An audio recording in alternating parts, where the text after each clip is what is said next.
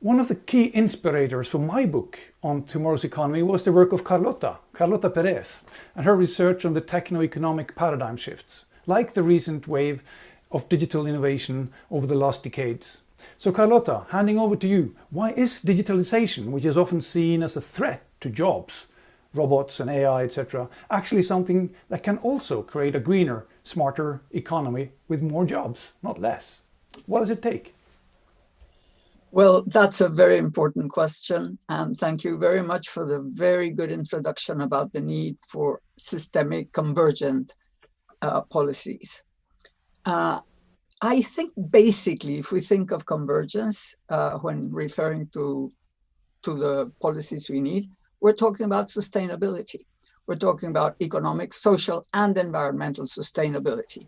But of those three, because it's so obvious that we're doing the environmental sustainability as the sort of central thing in terms of this big transition, I would emphasize social sustainability as a job-creating green economy. Now, that's a huge challenge.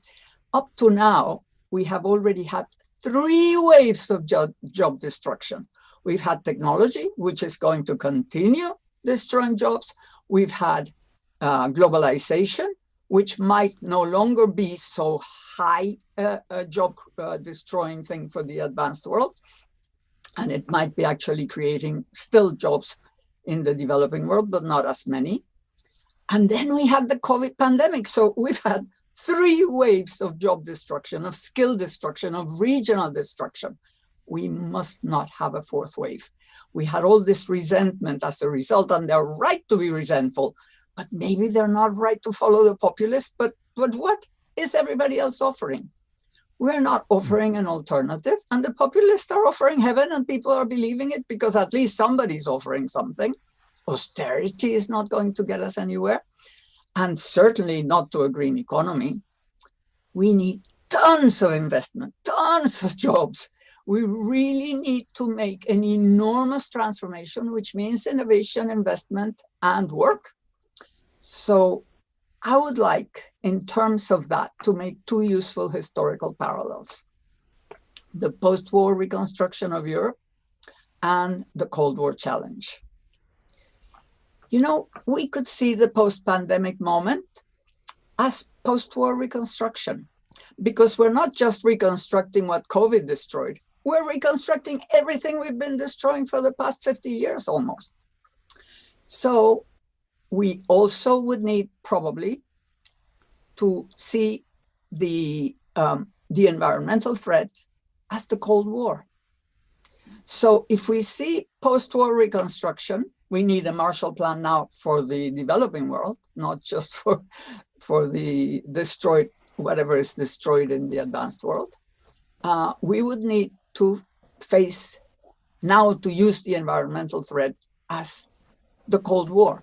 In what terms? First of all, the fear of communism, the threat of communism, made the West aim for social peace through greater social justice, unions, high wages, home ownership. So all that created demand, which in turn became a source of incentive for innovation and investment. And we had an enormous wave of innovation pushed by the challenge of the Cold War. So, you know, going to the moon was about weapons that could go to the other side of the world.